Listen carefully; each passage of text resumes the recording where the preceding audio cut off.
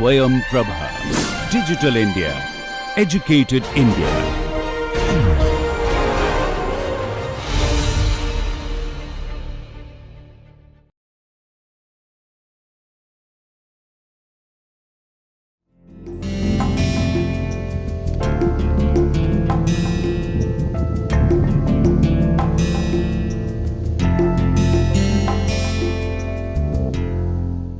The single gain in the root locus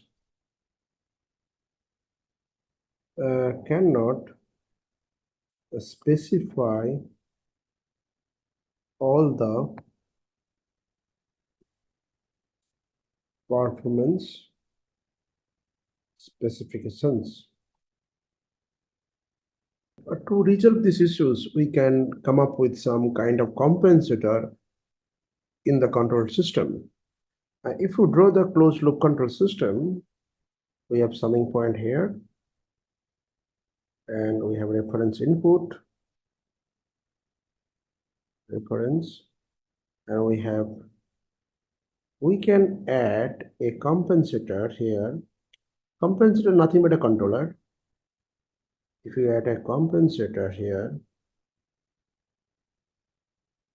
and which can provide additional poles or zeros to the plant, through which we can modify the transient response or steady state response of the overall system. This is plant, this is output of the plant, this is the feedback. Now we'll study what are the different kind of compensator we use in practice. So let's start with the lead controller. The lead controller or lead compensator.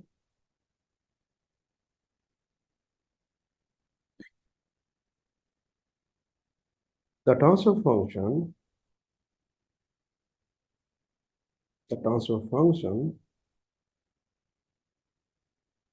of lead controller, we can write Gc of s equal to k lead. This is the transfer function gain, s plus 1 by tau, s plus 1 by alpha tau. So here alpha varies from 0 to 1 and tau is the time constant.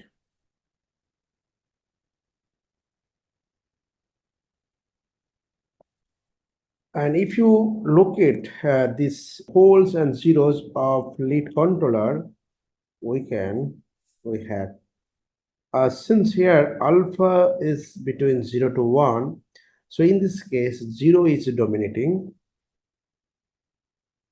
We can place 0 is here, and we have pole is here. And in the system, if 0 is dominating, let me write a note here. In a control system, if 0 is dominating means if the zero or pole which are close to the imaginary axis, so those are actually dominating poles or zeros. In this case, since 0 is dominating, the transient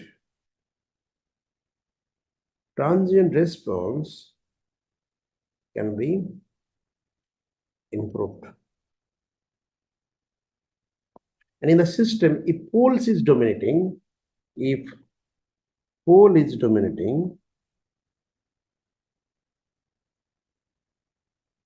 can improve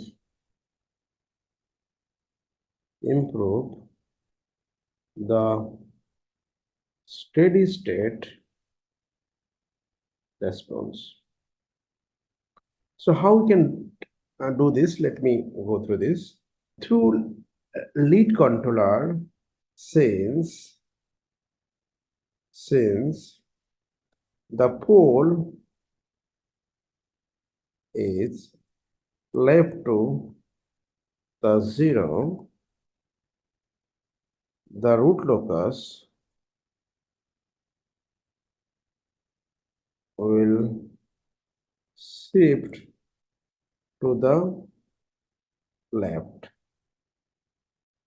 and which improves the transient behavior of the system. So this is how, if you place lead controller in the control system,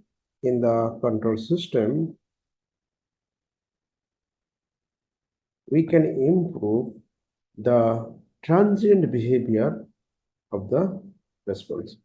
Now let's move to another kind of compensator, which is lag controller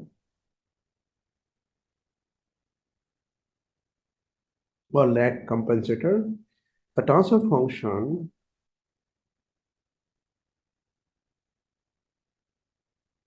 of the lag controller, we can write Gc of s equal to k lag s plus 1 upon tau divided by s plus 1 upon beta tau, where beta is always greater than 1 and tau is the time constant.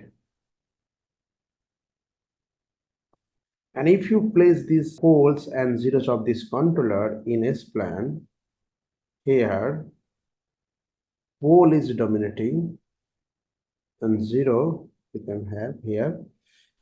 So since the pole dominating here, the steady state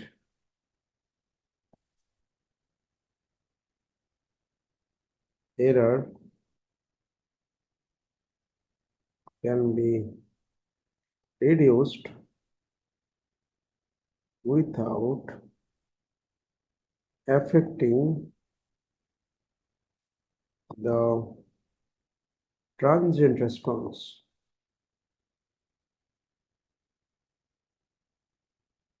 So this is how, if you use a lead lag controller in the control system, we can improve the steady state or transient response of the closed loop control system. Now we'll have another type of compensator which is motivated from the KID control system. So let's look another compensator which is basically proportional and derivative. These are basically standard control system, proportional derivative control. This is already we have done. Now I'll connect how the proportional derivative control are close to the structure of lead controller. Let's look. The transfer function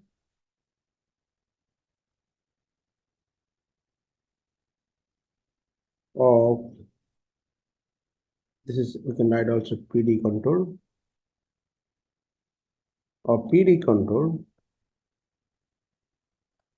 and write Gc of s equal to kpd s plus 1 by tau. In this case, the control system actually adding 1 0 to the plant. So we can write the PD control adds its 0, a single 0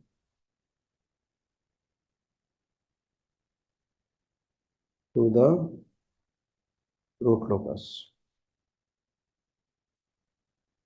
which decreases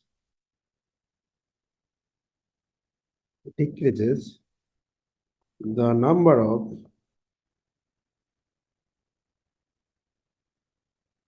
asymptotes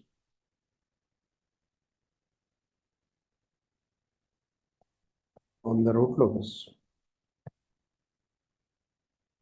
If it is decrease the number of asymptote in the root locus, the angle will increase. So how we can, if you remember the expression for angle, 2q plus 1 into 180 degree divided by n minus m. So if you are adding 0, so 0 basically number of 0 is m and n is the number of poles. So if you are adding number of 0 to the system, so angle will increase automatically. So this is how we are increasing the number of 0 in the system, and simultaneously we are decreasing the number of asymptotes. So we can also write the angle of the asymptote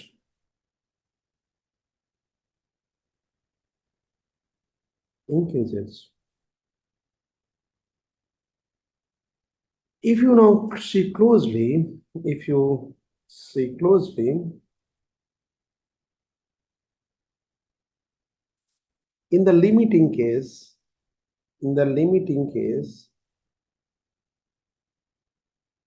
of alpha, the limiting case of alpha, which is alpha, if alpha goes to 0, lead controller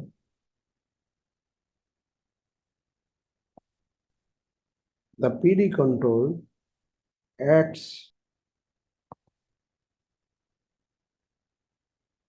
lead controller. How it is happening? If you assume in the lead controller, if we assume alpha is close to 0, so in that case, a pole goes to the negative infinity. So we can ignore that pole which are very far to the negative infinity.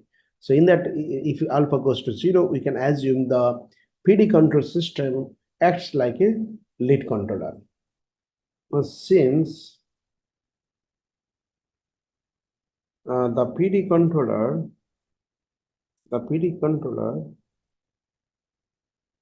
adds a 0 to the plant, the transient response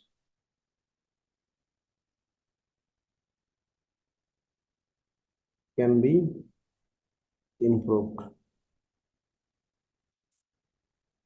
And let's look another type of control, which is PI proportional and integral, or we can say PI control.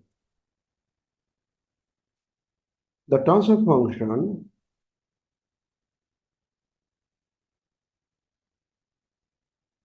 of PI control, we can write GC of S equal to KPI S plus 1 by tau divided by S. Here, if you notice, the PI controller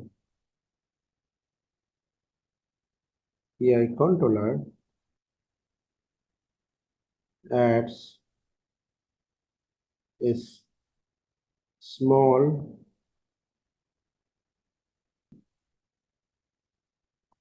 open loop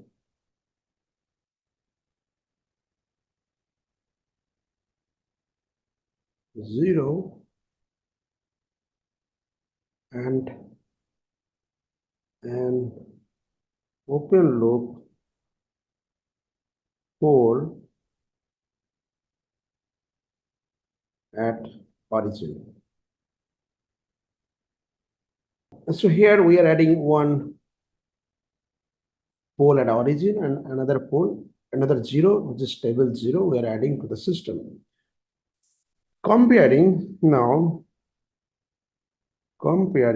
the PI controller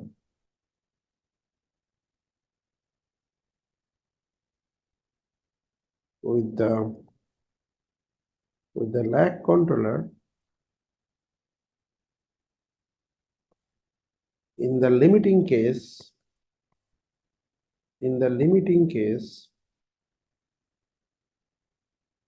of beta, if beta is goes to infinity, the PI controller acts like a lag compensator. And in this case, hence, similar to the lag controller, the PI controller control reduces the steady state error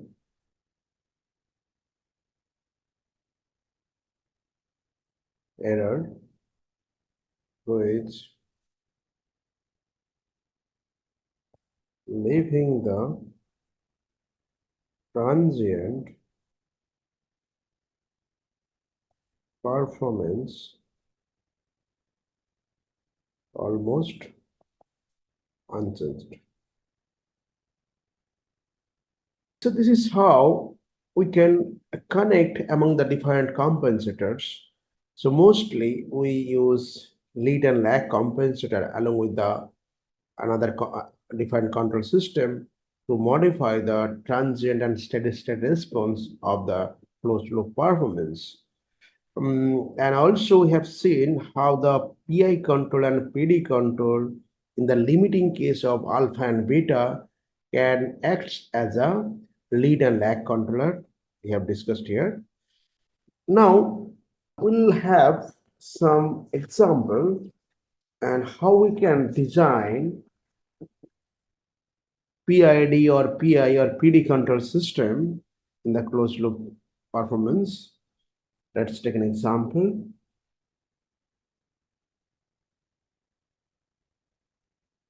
Through this example, how you can design a PID controller using root locus. We'll discuss them briefly. Then in next lecture, we'll have full example how we can go step by step root locus design and PID control. So example is design a PID control. This is a very important example how we can design PID control for a closed loop control system, because in the previous cases we designed the control based on one gain using root locus, and here how we can design the full PID control using root locus concept. Design PID controller for the given control system.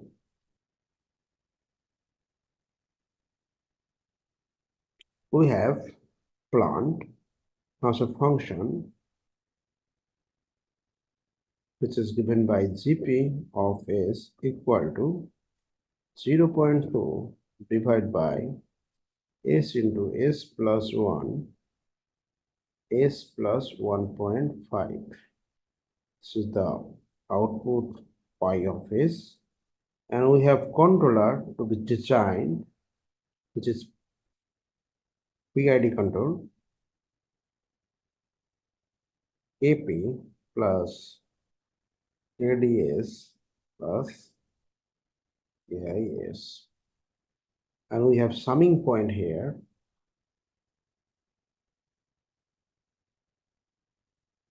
This is the reference signal, and this is plus, this is negative. So this is the closed loop control system. Now we are going to design this PID control in the GC. We will design step by step. Let's go to the solution. This problem will be solving using the method of Ziegler-Nicholas method.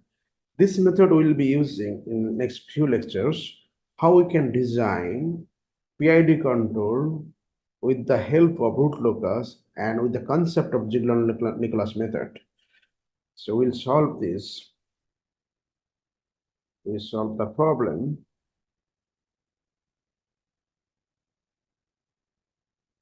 using the method of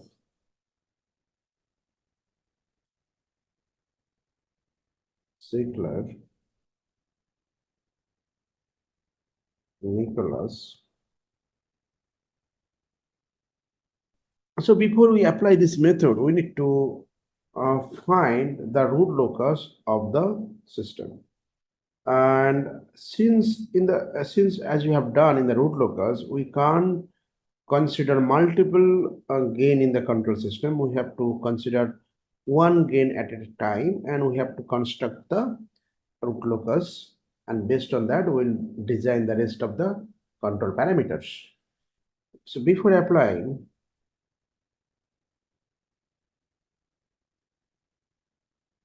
the Ziegler-Nicholas method, we should have the root locus plot. For designing root locus,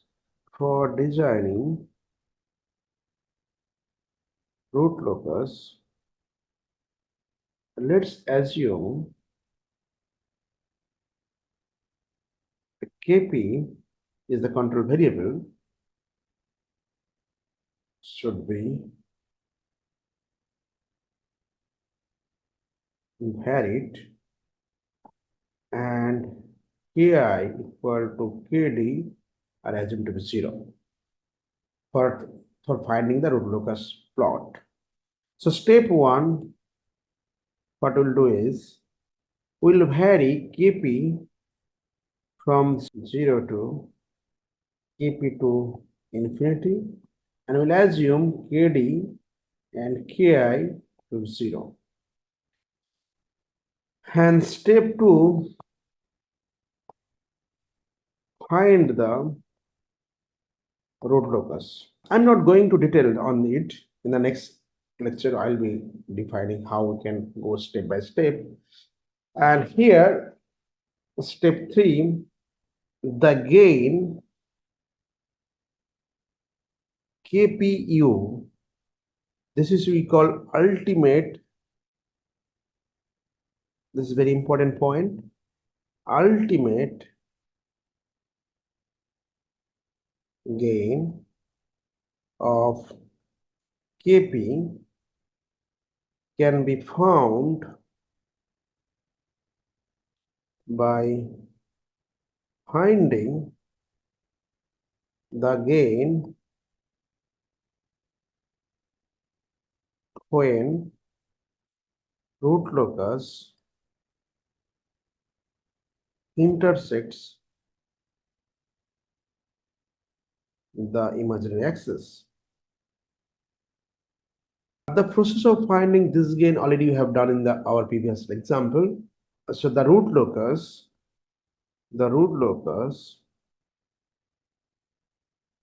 intersects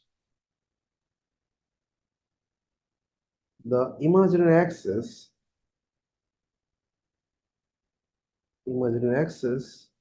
at s equal to plus minus 1.25. Say is the complex number.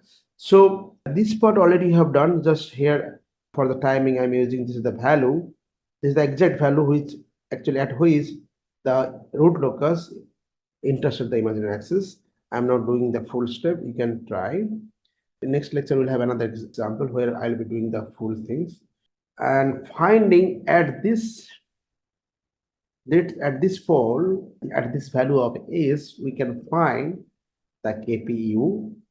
So we know the closed loop characteristic equation, G naught s, 1 plus G naught is equal to 0.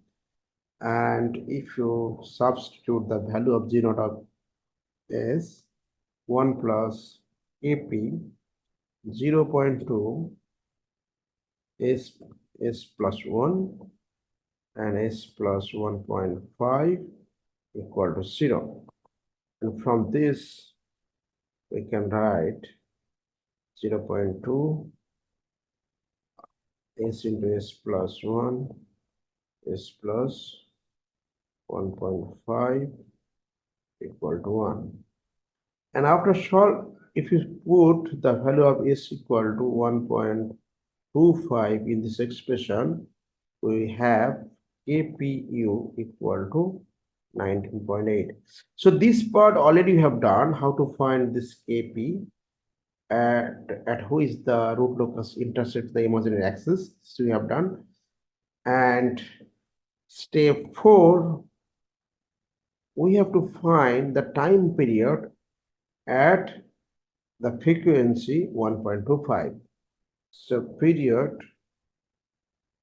at s equal to plus minus j 1.25 we have to find. So period is tu, you can denote the period is tu, 2 pi by omega. This is nothing but 5.03. This is the time period. So we have values. We have KPU equal to 19.8 and we have TU, the time period at frequency 1.25, 5.03. Now, based on this data, we'll apply the Ziegler-Nicholas method and how we can find the PID controller. So step 5, we have to, based on the Ziegler-Nicholas analysis, the following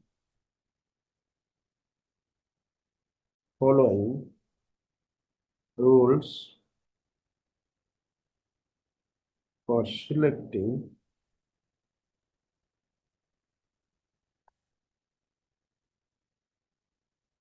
PID gains.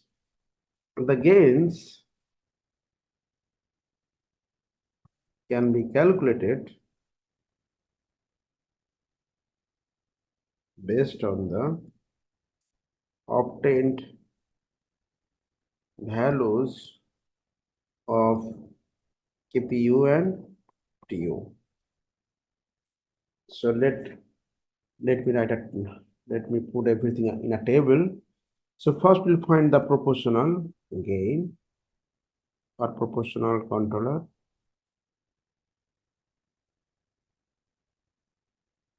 Then we have PI controller. Then we have PID controller. For proportional controller, we'll find, okay, one more thing here. This is the table for KP, KI, and KD. If you are using proportional controller, KP equal to 0.5 KPU. So for proportional controller, only we need KP. And this KP can be found from the values of this KPU. And now, if you want to find PI controller, so KP will be 0.45 into KPU and KI will be 0.45 KPU divided by 0.83 TU. If you want to design the PID controller, so KP gain will be 0.6 KPU and KI gain will be 0.6 KPU divided by 0.5 TU. So KD will be 0.6 KPU into 0.125 TU. So this is how we can form the Ziegler-Nicholas tables through which we can find the individual controller gains. And if you substitute the values of KPU and TU in this expression, And step 6 gives the values of this controller gain. Step 6, if you substitute the values of KPU and TU in the above expression, we can find the controller gains. So knowing KPU and TU, the controller gain can be obtained as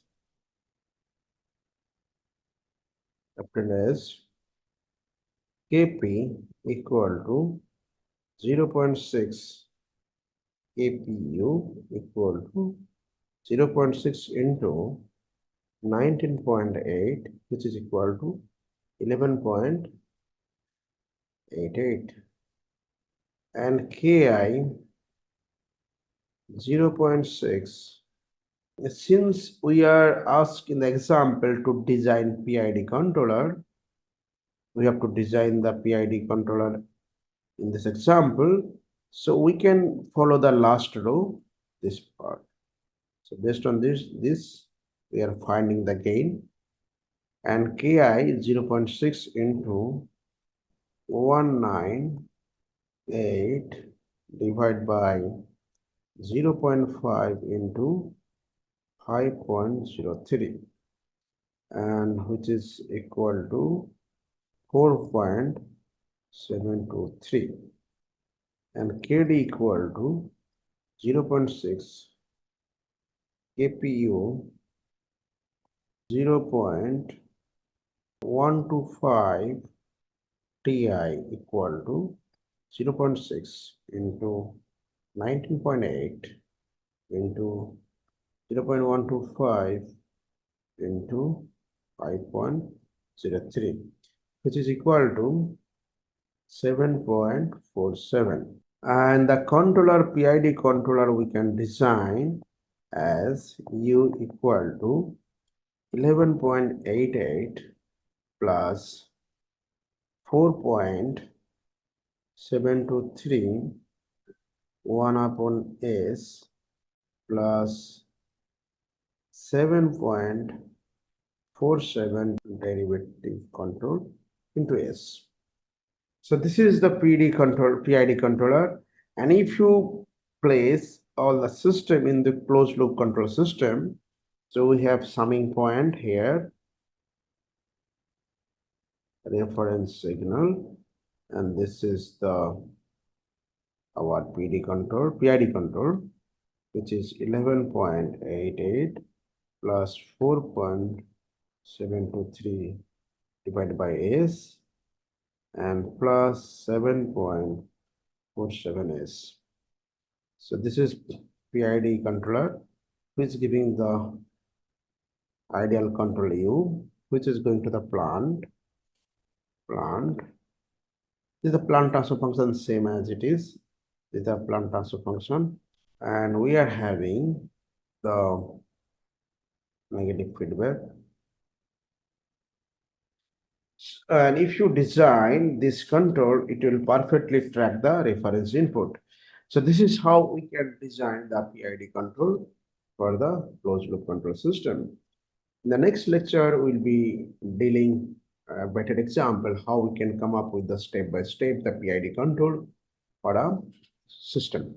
So let's stop it here. We'll continue from the next lecture.